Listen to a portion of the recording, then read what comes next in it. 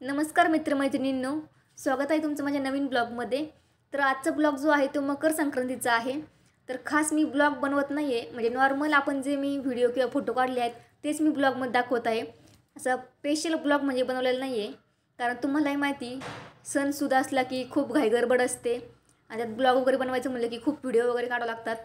तर तुम्ही बघू शकता मी आता मंदिरामध्ये आलेले आहे आणि तुम्ही बघू शकता मंदिरामध्ये किती मोठी गर्दी आहे आणि किती लांब रांग लागली आहे। तुम्ही बघू शकता मंदिर कुठं आहे आणि मी कुठं उभं आहे।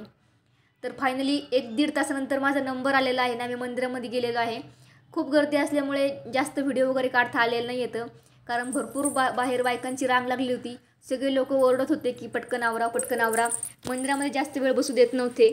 तर जास्त व्हिडिओ वगैरे काही काढलेलं नाही आहे, जे काढलेलं आहेत छोट्या मुलींनीच व्हिडिओ काढलेले आहेत, त्यामुळे एवढे थोडेसे कॅमेरा वगैरे हल्लेला आहे, पण छान काढलेले आहेत।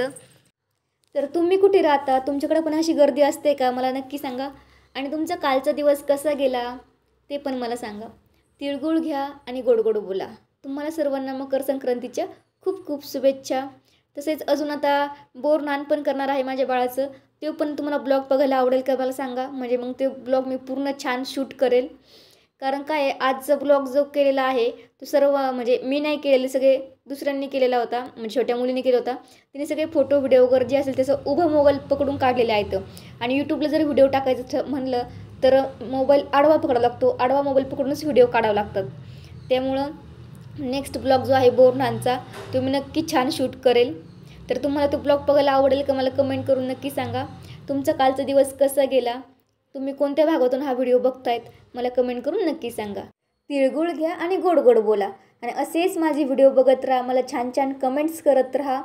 आणि तुम्हाला अजून कोणकोणती व्हिडिओ बघायला आवडतील ते पण मला कमेंट करून नक्की सांगा। असा छान सपोर्ट करता, इथून पुढे पण असा छान छान सपोर्ट करत राहा। थँक्यू।